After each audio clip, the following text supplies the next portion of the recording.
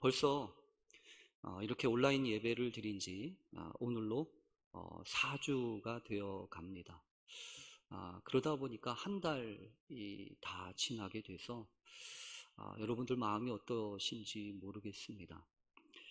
낯설게 생각되어지던 것이 이제는 좀 익숙해졌나 싶기도 하고, 또 그와 함께 아울러 걱정스러운 것은 이런 모든 일들이 끝나고 난 다음에 어떻게 다시 신앙을 다시금 회복하고 하나님 앞에 나아갈 수 있을지 우리가 기도하게 됩니다. 특별히 오늘도 예배의 자리를 기억하면서 은혜 사모하며 나오는 모든 여러분들에게 먼저 주님의 크신 은총과 은혜가 함께 하시기를 간절히 바랍니다. 오늘 여러분과 나누려고 하는 말씀은 믿음과 메시지라고 하는 큰 두 주제를 가지고 있습니다. 우리가 이 땅에 사는 동안 반드시 필요한 것이 믿음이요, 또 메시지라고 할 수 있습니다. 왜냐하면 혼자 사는 것이 아니고 또 함께 살아가면서 함께 아름다운 역사를 이루어가기 위해서는 반드시 믿음이 필요합니다. 또한 아울러서 이 메시지라고 하는 것을 통해서 서로 소통하고 또 자신의 생각과 마음을 나누면서 함께 성장하게 됩니다. 그래서 오늘 우리가 이 믿음과 메시지의 말씀을 우리가 함께 잘 나눌 수 있고 또 귀한 은혜 받는 시간 되시길 간절히 바랍니다. 최근 들어서 세상에 참 뉴스와 소식들이 참 많습니다. 이런 소식들은 신속성이 문제입니다. 왜냐하면 너무 늦게 알려지게 되면 아무런 소용이 없는 정보들이지 않습니까? 또한 아울러서 그 소식들이 투명하게 전달되어져야 합니다. 왜냐하면 그 이면에 무슨 나쁜 뜻을 가지고 있거나 또 동기를 가지고 있으면 그 소식 자체를 의심하지 않을 수가 없기 때문입니다. 그리고 그래서 정확해야 되고 신뢰성이 있어야 합니다. 그런데 요즘 우리가 아는 것처럼 많은 소식들이 있음에도 불구하고 정말 믿을 만한 소식, 또 들을 만한 소식들은 참 부족하다라고 하는 생각을 하게 됩니다. 그래서 오죽했으면 이런 이야기가 있더라고요. 사이판이라고 그래서 이 사이비가 판치는 세상이라고 하는 것을 줄여가지고 그런 사이판 이야기도 하면서 세상에 이런저런 이야기를 하는 것을 보았습니다. 아이러니하지요. 많은 정보와 많은 소식이 있음에도 불구하고 거꾸로 이런 소식들을 제대로 듣고 알아들을 만한 것이 부족하다고 하는 사실은 이미 성경에 아모스서에 보면 말씀 가운데서 우리에게 예고되어진 적이 있습니다. 하나님이 장차 이 땅에 기근을 내리실 것이라고 이야기하시면서 말세 이말 역사에 대하여 아모스서 8장 11절과 12절 13절에 있는 말씀을 있는데요. 우리 한번 이 말씀을 같이 한번 읽어보겠습니다. 아모스 말씀 띄워 주십시오.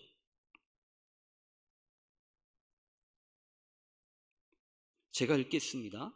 주 여호와의 말씀이니라. 보라, 날이 이를지라.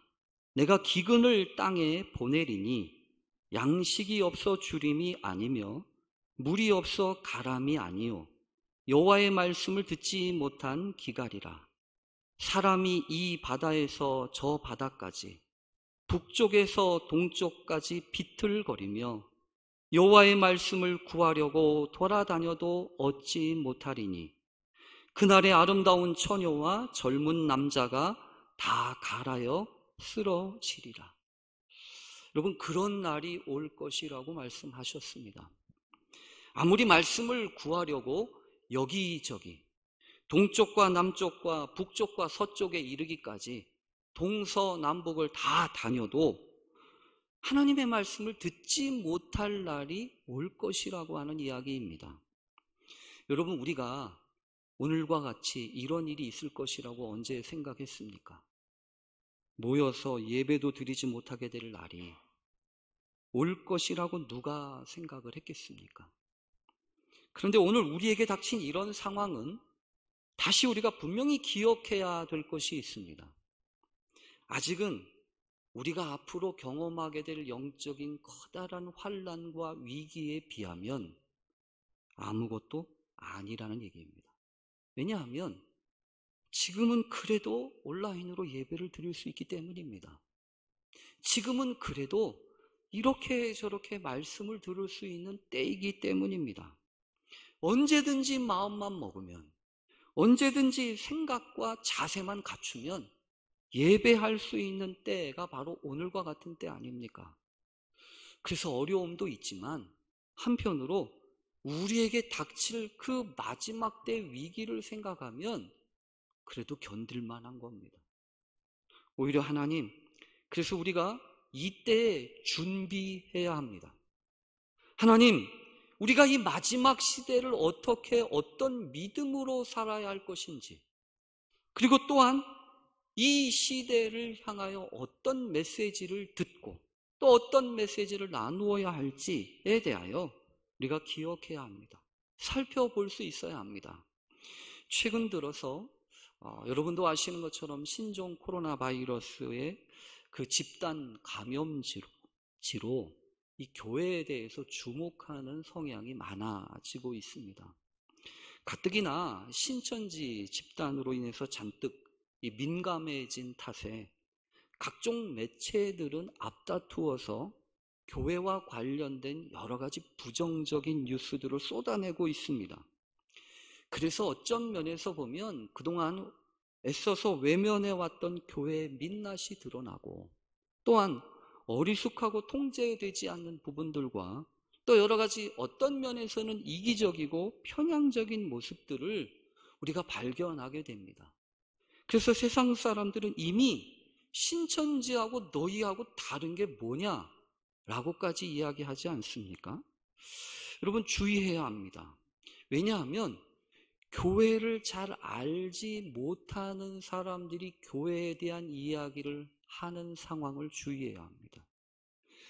어떤 식이 됐든 하나님 앞에, 하나님, 분명히 이번 기회를 통하여서 교회를 바라보는 시선이나 또 여러 가지 관점들이 상당히 편향적이고 삐뚤어져 있다는 생각을 우리가 알면서도 하나님 앞에 고민하고 기도하게 되는 것은, 이런 위기 때마다 하나님이 말씀해 주시고 우리를 인도해 주셔서 여기까지 오게 하셨는데, 앞으로 우리가 하나님 어떤 믿음을 가지고 또 어떤 메시지를 증거할 수 있는지 돌이켜보게 된다고 하는 이야기입니다. 그래서 오늘 본문을 통해서 여러분과 함께 건강한 믿음이 무엇이고 또 왜 필요한지, 또 그것에 따라서 우리가 회복해야 될 건강한 메시지가 무엇인지 발견하고 깨닫게 되는 그런 시간 되시기를 간절히 바랍니다. 오늘 성경 본문은 오순절날 이 초대교회에 임했던 성령 강림의 사건으로부터 시작됩니다. 그래서 한바탕 소동이 일어나서 이 초대교회를 바라보던 사회의 시선들을 잘 이야기해 줍니다. 변화의 사건이 일어났던 그 교회, 이 초대교회를 향하여서 많은 사람들이 이런저런 생각을 하면서 바라보고 있습니다.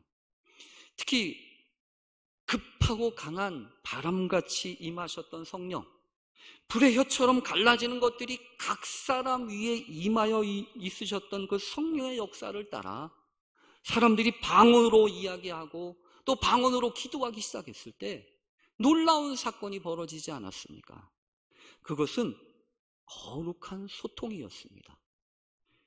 기도하는 사람들이, 초대교회에 임했던 사람들이 하는 말을 못 알아듣는 것이 아니라 믿지 않는 사람들이, 교회 밖에 있는 사람들도 알아들을 수 있을 만큼 놀라운 소통이 일어났고 하나님이 하시는 큰 일을 듣게 되었다고 하면서 놀라워하는 사람들이 있게 되었습니다. 그런 것과 함께 또한 아울러 사람들을 세술에 취했다고 하는 사람들이 있지 않았습니까? 근데 우리가 분명하게 알아야 될 것은 하나님의 성령이 임하시게 되면 거룩한 소통이 일어날 뿐만 아니라, 그래서 그 소통을 통하여서 거룩한 믿음을 가진 사람들은 열린 사람이 된다고 하는 이야기입니다. 그래서 건강한 믿음이 무엇이냐라고 이야기할 때 열린 믿음이에요. 꽉 막힌 믿음이 아닙니다. 통할 수 있는 믿음입니다. 하늘과 통하고 하나님과 통하고 이웃과 통하고 내 자신과 통하면서 하나님이 허락하신 거룩한 메시지를 나누는 믿음, 그것이 건강한 믿음이라고 하는 것입니다. 이웃의 고통과 아픔에 대하여 민감하게 반응하고 또 공감하면서 외면하지 않고 함께할 수 있는 믿음, 그 믿음이 건강한 믿음입니다. 그런가 하면 병든 믿음은 어떻습니까? 병든 믿음은 닫습니다. 열지 않고 닫습니다. 고통에 대해서 무조건 피하고 싫어하고 사람들을 미워하는 마음을 간직합니다. 그래서 어떤 이들은 조롱하면서 성령 받은 사람들이 마치 세술에 취한 사람이라고 그렇게 폄하하지 않습니까? 그때 오늘 본문의 사건이 일어나는 겁니다. 베드로가 11사도와 함께 서서 소리를 높여 외치기 시작합니다. 그래서 오늘 본문은 초대교회에 있었던 메시지입니다. 초대교회가 이 세상을 향하여서 외쳤던 첫 번째 메시지가 바로 오늘 본문부터 시작되어지는 이 본문이라고 하는 것입니다. 그런데 오늘 본문에 보면 놀랍게도 베드로 혼자 외치고 있지 않습니다. 그래서 성경은 이렇게 시작합니다. 베드로가 11사도와 함께 서서 소리를 높여 이르되. 베드로는 외로운 설교자가 아니었습니다. 그와 함께하는 이들이 있었기 때문입니다. 이것은 성령의 역사입니다. 제자들이 서로 상의하고 투표해서 그런 게 아닙니다. 각 사람 마음에 임하신 성령께서 그들의 마음을 움직이고 계셔서 성령의 역사 가운데 각자 임하였지만 이들은 함께 일어섰고 순종하고 하나님의 말씀에 따라 선포하고 있습니다. 오늘 그래서 우리가 이 말씀과 함께 하나님, 우리 교회에도 설교자 김종윤만 있는 것이 아니라 아무아무개 장로님, 오늘 이 영상을 보고 있는 아무아무개 권사님, 집사님, 성도님들 우리 모두가 함께 세워지는 메신저가 될 수 있기를 간절히 바랍니다. 오늘 우선 이 베드로를 보면 사람을 초청하고 있습니다. 그래서 유대인들과 예루살렘에 사는 모든 사람들아, 이 일을 너희로 알게 할 것이니 내 말에 귀를 기울이라 라고 이야기합니다. 메시지에 있어서 중요한 원리가 있습니다.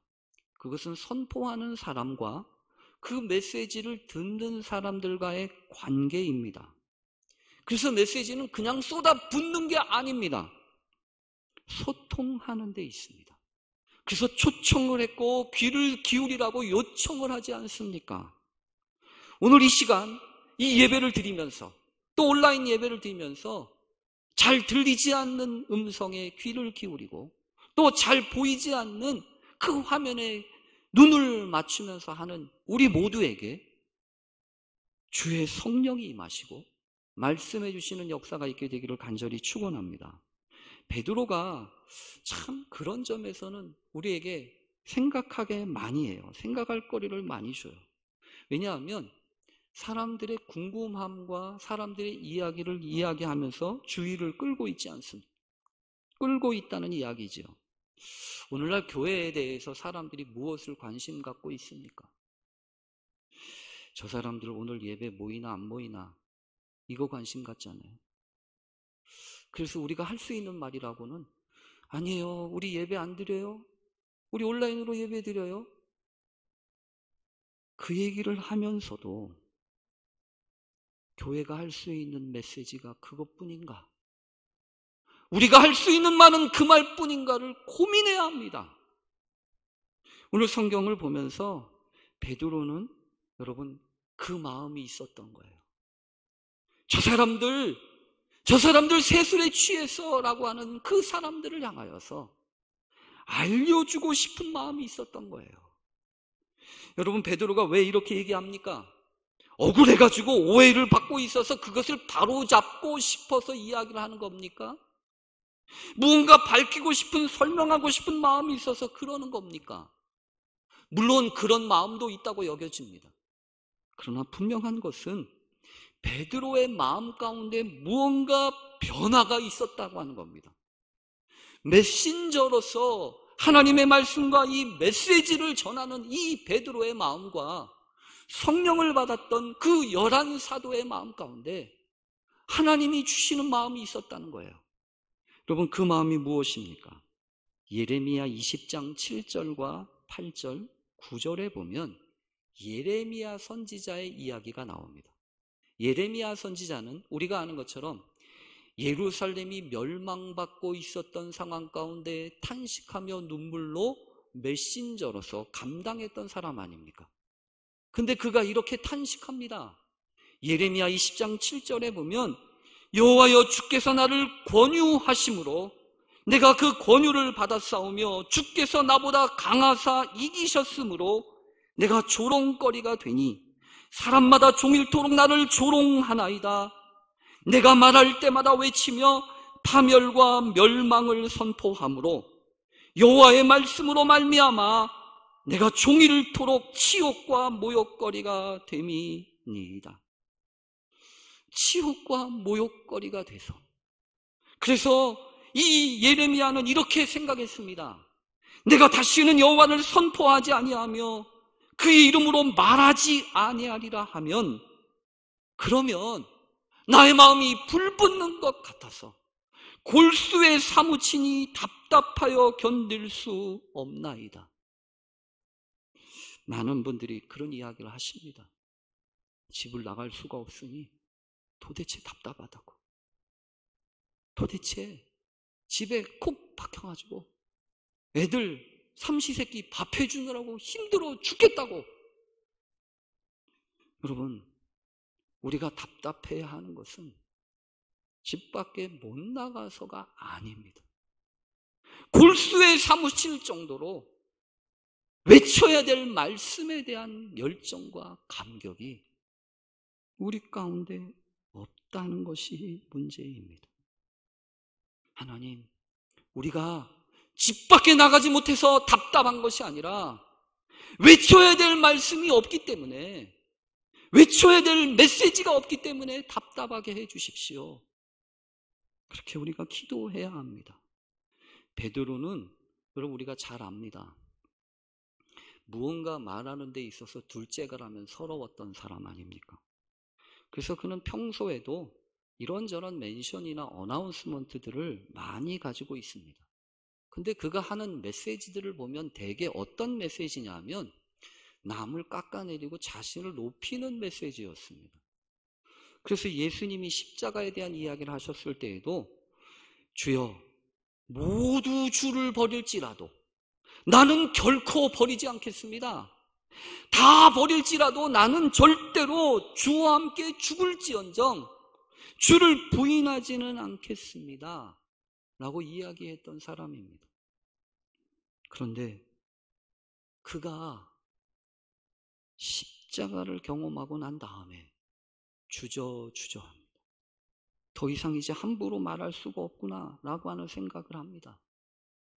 그래서 주님이 베드로야, 바요나 시몬아, 내가 이 사람들보다 나를 더 사랑하냐? 라고 물었을 때에도 별로 할 말이 없었어요. 아무 말을 제대로 못했다고요. 그런데 오늘 성경에 보면 담대하게 일어나서 사람들을 향하여서 외치고 있는 이 베드로의 모습을 보면서 그의 내면 가운데 무언가 일어난 거예요. 건강한 믿음이 생긴 거예요. 베드로에게 생긴 믿음은 내가 할 수 있나 없나로부터 생긴 것이 아닙니다. 그래서 여러분, 분명히 기억해야 합니다. 건강한 믿음은 내가 무엇을 할 수 있느냐 없느냐와 관련된 게 아닙니다. 내가 뭔가를 할 수 있으면 목소리가 높아지고 내가 할 수 없으면 아무 소리도 못 내는 그런 믿음이 아니란 말입니다.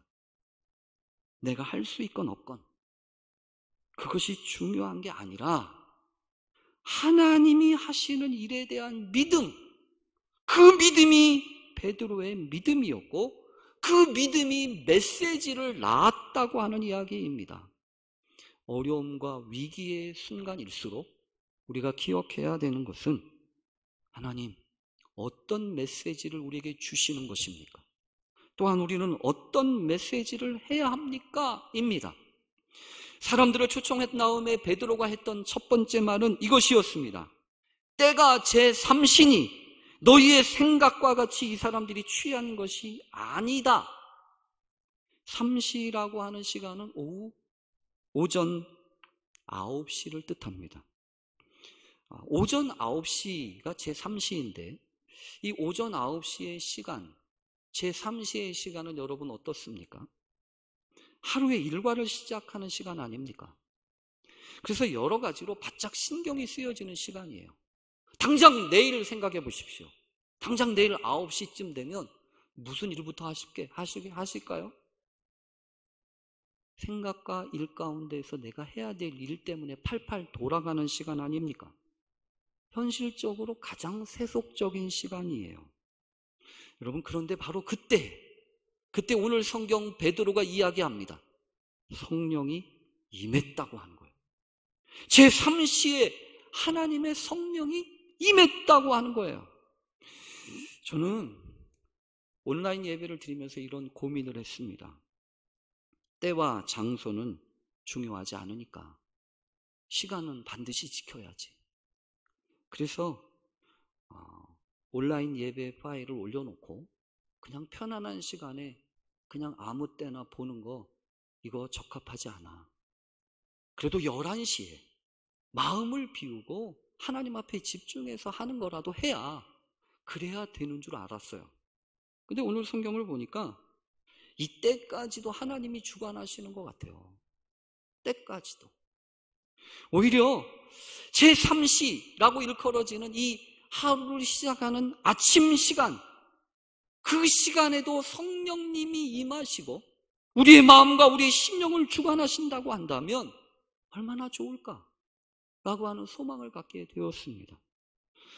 성령이 임하시면 오전 9시가 되더라도 하나님의 역사가 일어날 줄로 믿습니다. 그래서 여러분, 교회에서 한 가지 하려고 그래요.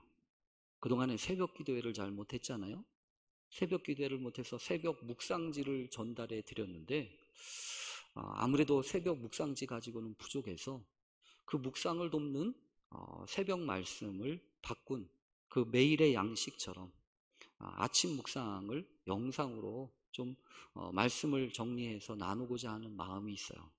그런데 내일부터 여러분 몇 시에 그거를 여러분들한테 오픈할까요? 3시입니다. 3시. 오전 9시에. 그러면서 마음 가운데 그런 소망이 있는 거예요.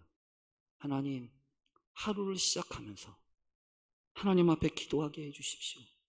하루를 시작하면서 말씀을 묵상하게 해주십시오. 하루를 시작하면서 성령의 생각으로 사로잡히게 해주십시오. 여러분, 오늘 성경을 보면 베드로는 때의 3시다라고 하는 이야기와 함께 다른 사람들이 가지고 있던 생각에 대하여 이야기합니다. 왜냐하면 뭐라고 말하는지도 중요하지만 그 말을 어떤 생각을 가지고 하느냐예요. 그래서 베드로는 성령의 역사를 마치 세술에 취한 사람들과도 같다고 여기는 사람들의 생각에 대하여 이야기합니다. 여러분, 이런 생각들은 다분히 거룩한 것을 인간적인 기준과 경험을 가지고 판단하고 말하는 것을 뜻합니다. 그래서 여러분, 조심해야 합니다. 뭘 조심해야 되냐 하면 인간적인 생각과 세상적인 기준을 그대로 가지고 와서 하나님의 나라를 판단하고 하나님의 역사를 따지는 겁니다. 여러분, 그렇게 되면 인간적인 생각과 기준에 매이기 시작하면 하나님의 역사를 붙들 수가 없어요. 여러분, 인간적인 생각으로는 맞습니다. 그러나 그런 인간적인 생각 가지고는 하나님의 뜻을 용납할 수가 없다고요. 그래서 여러분, 베드로가 그러지 않았습니까? 주는 그리스도시요 살아계신 하나님의 아들입니다라고 이야기를 했다가 예수님이 바로 십자가에 대한 이야기를 했을 때 이 베드로는 여러분 뭐라고 했습니까? 주여, 내가 절대로 그런 일이 일어나지 않게 할 것입니다. 하나님 앞에서 조금 전에 베드로가 되어서 고백했음에도 불구하고 얼마 지나지 않아서 바로 주님을 넘어뜨리는 사람이 되지 않았습니까? 여러분, 우리는 기억해야 합니다. 인간적인 생각으로는 복음의 깊은 진리와 뜻을 결코 알 수 없습니다. 그래서 세상 것을 그대로 가지고 와서 교회를 하려고 하는 것처럼 위험한 게 없어요. 회사를 운영하듯이 교회를 운영하려고 하면 안 됩니다. 물론 회사가 하는 것처럼 일도 교회는 합니다. 그러나 교회는 회사가 아닙니다. 학교를 바라보듯이 교회를 바라봐서는 안 됩니다.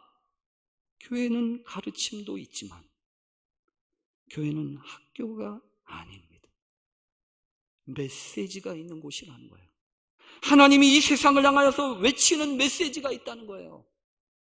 그래서 베드로는 인용합니다. 선지자 요엘의 하나님의 말씀을 인용합니다. 여러분, 하나님의 말씀을 인용하고 있는 이 사도행전 2장 17절과 18절 또 19절, 20절, 21절의 말씀을 읽어보십시오. 거기에서 보면 놀라운 것이 있어요. 이 베드로의 메시지는 상황에 대한 분석으로부터 나오지 않는다는 겁니다. 어떤 상황이 됐든 하나님이 그 상황에 맞는 말씀, 어떤 말씀을 주었는지 그 말씀을 붙잡고 거기서부터 메시지를 찾고 선포하고 있었다고 하는 것이죠. 그래서 분명히 이야기합니다. 말세에 내 영을 모든 육체에 부어주리니 너희 자녀들은 예언할 것이요 너희 젊은이는 환상을 보고 너희 늙은이는 꿈을 꾸리라. 여러분, 우리도 그럴 수 있습니다. 여러분, 교회에 성령이 언제 임합니까?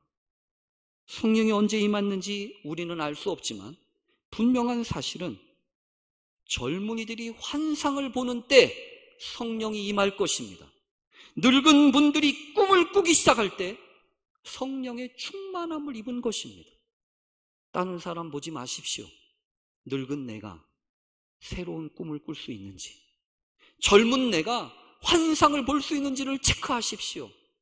그래서 하나님, 마지막 때 하나님이 부어주시기로 약속하신 남종과 여종에게 부어주신 성령을 내게 부어주십시오. 그렇게 기도하십시오. 여러분, 상황도 중요하지만 분명히 말씀이 중요해요. 여러분, 오늘 성경 마지막에 보면 그 말씀 가운데서 외치는 이 초대교회의 메시지가 있어요. 아무래도 이 메시지는 다음 주에 이어서 해야 될 것 같아요. 근데 그 말씀의 메시지의 핵심은 이것이었습니다. 누구든지 주의 이름을 부르는 자는 구원을 받으리라. 비록 마지막 때가 되면 하늘의 달과 하늘의 해가 피같이 변하는 한이 있더라도 누구든지 주의 이름을 부르는 자는 구원을 받으리라. 구원의 메시지가 교회가 외쳐야 될 메시지입니다. 구원은 어떻게 임합니까? 주의 이름을 부르며. 오늘도 예배에 나오신 여러분, 여러분이 바로 주의 이름을 부르는 사람이 되는 줄로 믿습니다. 하나님, 우리로 하여금 주의 이름 부르면서 구원을 선포하고 증언하는 믿음의 사람들이 되게 해 주십시오. 그렇게 기도하는 우리 모두 되실 수 있기를 간절히 축원합니다. 함께 기도하겠습니다. 오늘도 살아 역사하시는 하나님 아버지,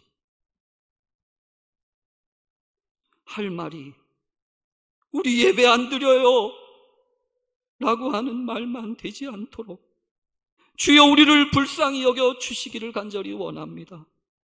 참된 구원은 주님께로부터 오는 것을 외칠 수 있게 하시고 오직 하나님의 말씀만이 우리를 이끌어가는 능력이요 힘이 되는 것을 증거할 수 있도록 우리를 이끌어 주시옵소서. 이 시대의 마지막 메신저로 살아갈 수 있는 거룩한 믿음의 사람들, 건강한 믿음의 사람들이 다 되게 해 주시옵소서. 예수님의 이름으로 기도합니다. 아멘.